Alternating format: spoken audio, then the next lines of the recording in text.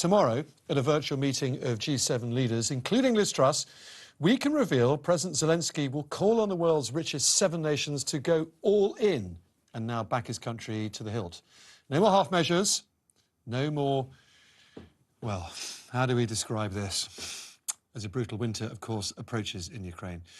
Now, that is all according to his ambassador to the UK and a former Ukrainian foreign minister, Vadym Prystaiko, who spoke to our political editor, Kate McCann, earlier today.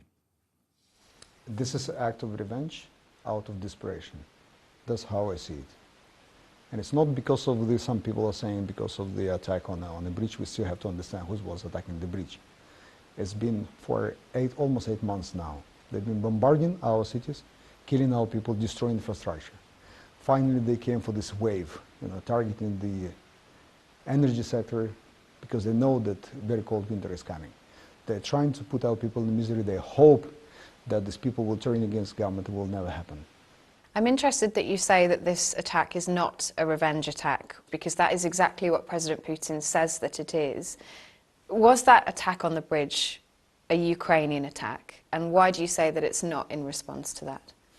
Why it's not in response to that? Because it's not the first time they're attacking massively our cities. It's not the first time they, deciding finally to go against the cities. Our cities were struggling with the bombardment before.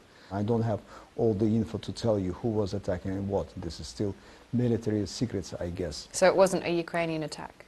I would expect that Ukrainians would want to attack for a long time. We told them from the very beginning, this is a legal structure, you can't build it, and if we can, we will destroy it. And are you concerned about, when it comes to escalation, about nuclear attacks? Everybody is concerned about nuclear, right?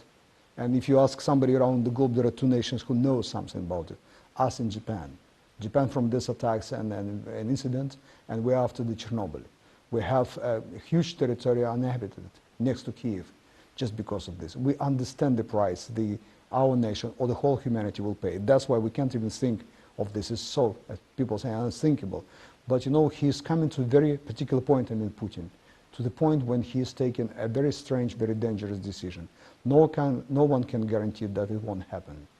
Do you think that he has a red line, President Putin, that he won't cross? I'd love to think this way, and I'd love to think that there are people around him who at the very critical moment will not allow him to cross this line, whether we'll have to kill him for this or we'll be able to persuade him that there is something we will have to the end of our history, the responsibility not just with us, but with his own people, maybe with the whole planet.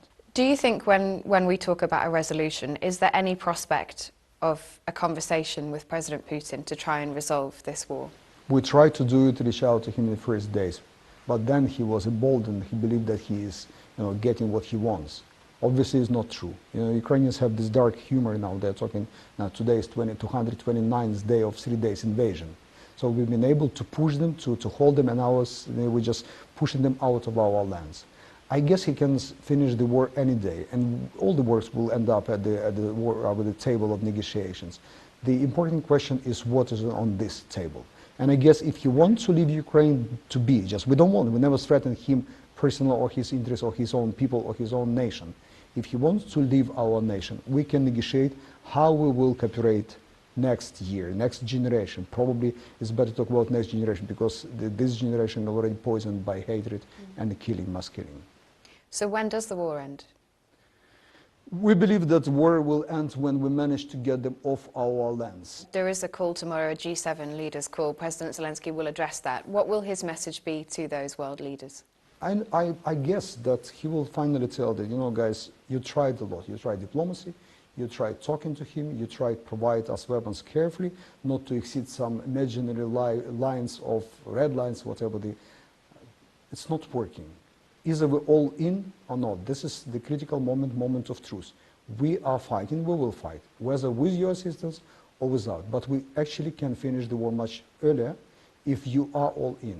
That's probably the question he will pose to them. Do you have a particular frustration with nations who you don't feel have stepped up?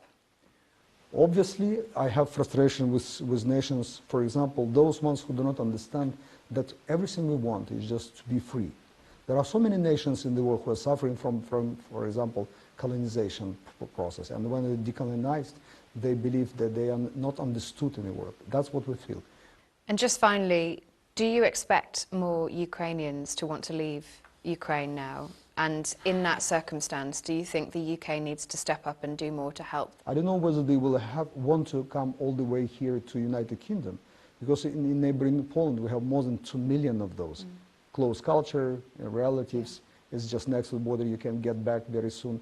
But I would expect that if they will continue this barbarically, indiscriminatory bombarding our cities, people will have to leave. We will have to prepare for this. Thank you so much. Thank you.